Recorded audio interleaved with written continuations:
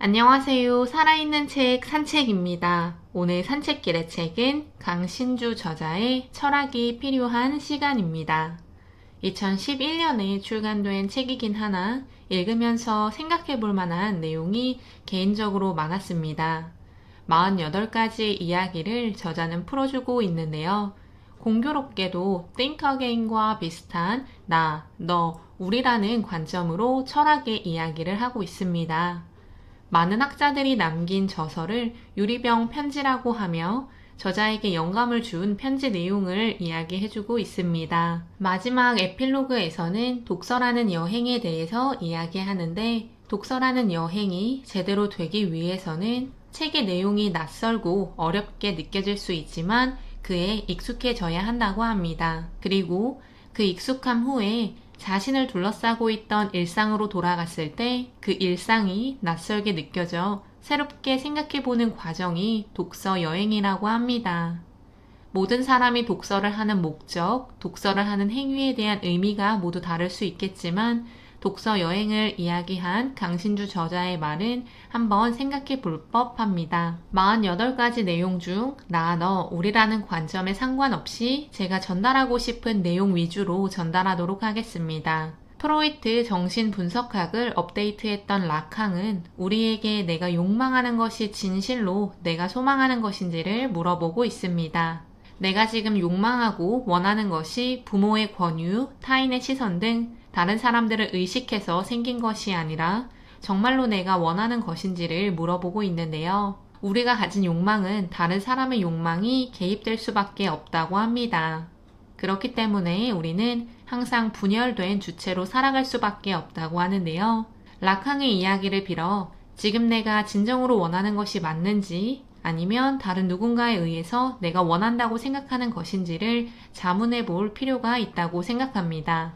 과거나 미래는 우리의 머릿속에만 존재하는 것이라고 합니다.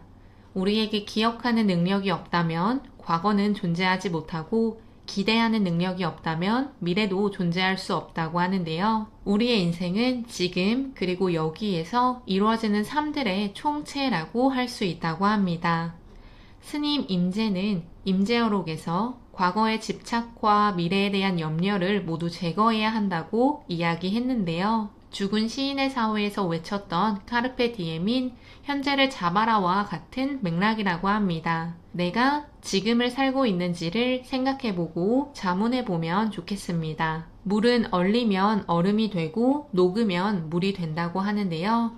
이처럼 하나의 실체지만 상태가 변한다고 합니다.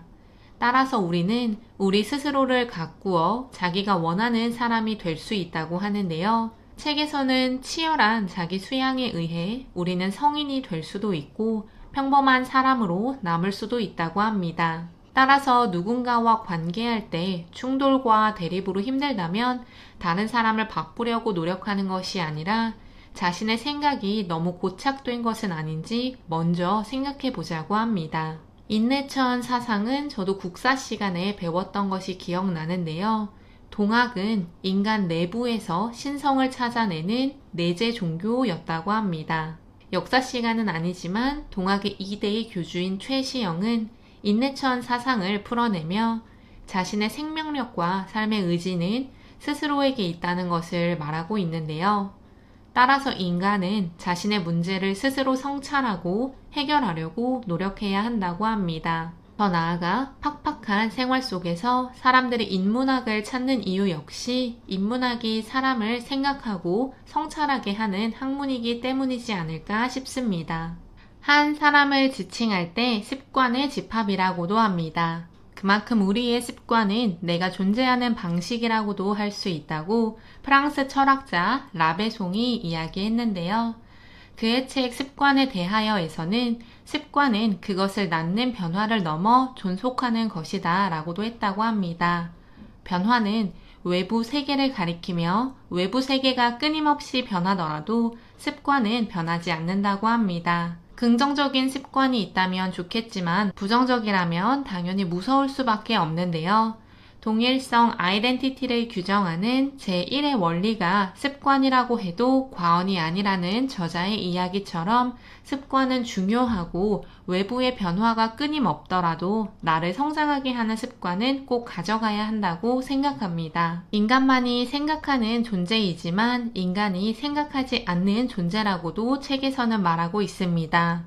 매일 출퇴근길을 다니며 내가 이 문을 열고 계단을 몇 개 내려가야 하지, 내가 엘리베이터를 타기 위해 몇 걸음을 더 가야 하지, 나는 컴퓨터를 끄기 위해서 어떤 단계를 거쳐야 하지 등의 생각을 하지 않고 우리는 자신이 행하던 대로 생각 없이 일상을 지내고 있다고 합니다.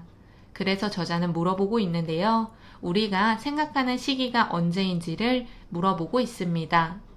하이데거는 존재와 시간에서 인간이 생각한다는 사실을 자명한 것으로 인정하지 않고 인간이 언제 사유하게 되는지를 이야기하고 있습니다. 하이데거의 존재와 시간에 나오는 문장은 좀 어렵지만 글을 풀어본다면 일상적인 생활로 흘러갈 때는 생각을 하지 않지만 무언가 예상하지 못한 일이 생겼을 때 특이한 사건이 발생한 경우에는 우리는 생각이라는 것을 하게 된다고 합니다. 따라서 의식을 하고 내가 더 생각할 수 있는 힘을 기르기 위해 일상에서 조금 벗어난 행동, 일상에서 조금 더 생각할 수 있는 행동을 하는 것이 필요하다고 보여집니다. 고려시대의 보조국사 진울은 고려시대 선승들이 이유 없이 치열하게 불경을 닦고 있는 것을 보고 맹목적인 수행을 하는 원숭이들로 보았다고 합니다. 그래서 진울은 뚜렷한 목적이 있어야 한다는 문제의식을 가지게 되었다고 하는데요.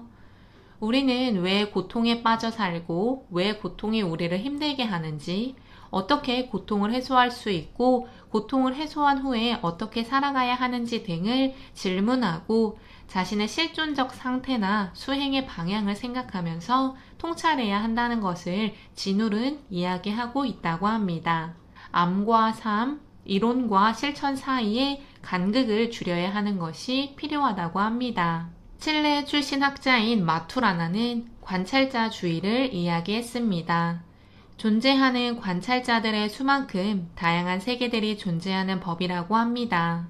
내가 보는 세계도 존재하고 다른 사람이 보는 세계도 존재하는, 즉 유일한 진짜 세계를 우리는 갖지 못한다고 하는데요. 이 부분을 이 책에서 가장 강조하고 싶었습니다. 마치 사람들은 자신이 속한 집단, 자신이 생각하는 세계만 맞다고 생각하고 다른 사람들을 바꾸려 들고 다른 사람들을 평가하는 행동을 한다고 보여집니다.